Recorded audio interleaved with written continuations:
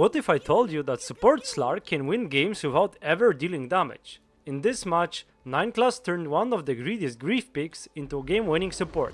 Courier kills, vision control, rune steals, and non-stop mob pressure. Let's break down how he made Slark position 4 look completely broken. So the first thing I want to mention is how he goes to pull the second wave, as always, but instead of classic smoke and block, he's also blocking the big camp. This is because he's playing against Gyro, one of the few heroes that can abuse that camp early, and leaving that open would let Nigma reset the lane, as Gyro will naturally push it with flag cannon. As I mentioned in the previous video about creep dragging, 9Class is one of the best players to do that every time. Notice how Gyro is not free farming even though he's playing against double melee lane.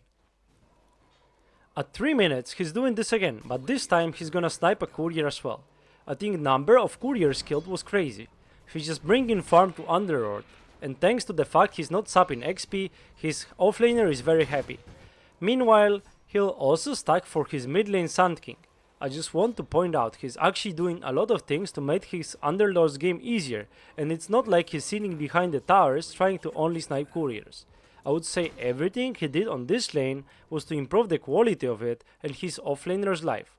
When you pick Slark 4, you're not picking it to have a good lane, but I already mentioned it in one of the previous videos. 9Class is a master of picking heroes that are traditionally griefing their lane, and then he makes them work in a way that the offlaner doesn't really suffer. He continued doing that for the first 5 minutes, but after that he's at the rune, as position 4 is supposed to be. He even gets the rune. It's actually game breaking there.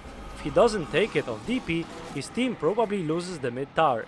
As you can see, DP has half mana and the ultimate, and having illusions that could tank the tower would allow him to take it.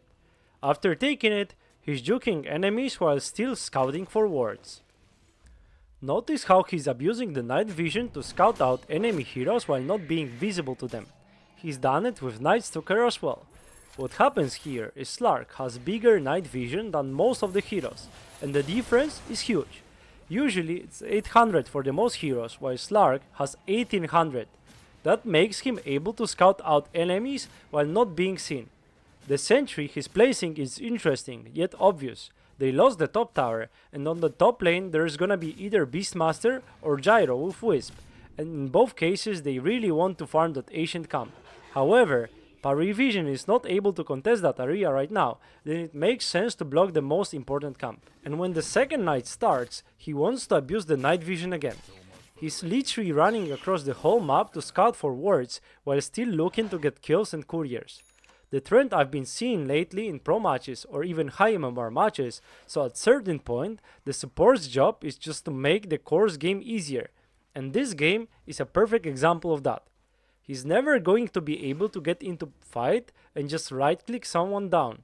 Instead, he's gonna scout every ward, hero, and allow his team to have a good initiation, like in this case. Finds the courier of Io, gets it, scouts out 3 heroes, and Parivision gets there instantly, getting 3 kills. It all happens because Slark scouted them out. The way he's abusing his innate is crazy. He knows exactly where Nigma is placing the wards, as they are trying to hide them, but it doesn't matter. Now this play is really impressive. He's killed Beastmaster, a courier, with the pipe recipe before. He remembers the exact moment and he's going to place a cliff ward as he knows his position, then snipe it again. This is absolutely game breaking. After the fight on the bot lane, where Parivision got 3 kills, Nigma was able to get Rush, as Sand King had no epicenter. Now, Nigma would like to siege towers, but this is very hard against all the AoE damage that Parivision has. And you know what helps against AoE magic damage? Yeah. Aegis is going to expire just about the same time the Beastmaster will get their courier, so in a way Slark just saved his team some towers with that play. One thing I've noticed is the instant shift as soon as the day turns into night. He's playing Slark, just like he's playing Night Stalker. During the day, Parivision is content to play passively and farm, as their support is close to being useless. However, as soon as the night starts, he's doing a run across the map again. That way, he ensures that the Nigma doesn't have any crucial wards in obvious spots, and that opens up the map for parry vision. Throughout the whole game, he's managed to play really annoying, mostly away from the team.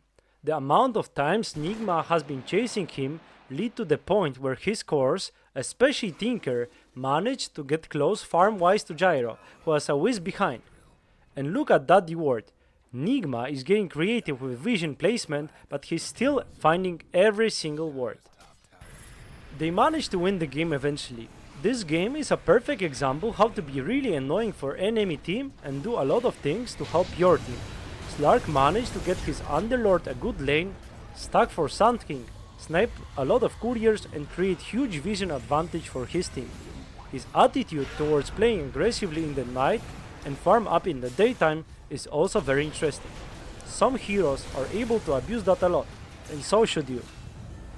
Thanks for watching, make sure you subscribe to the channel to not miss more TI updates. See you!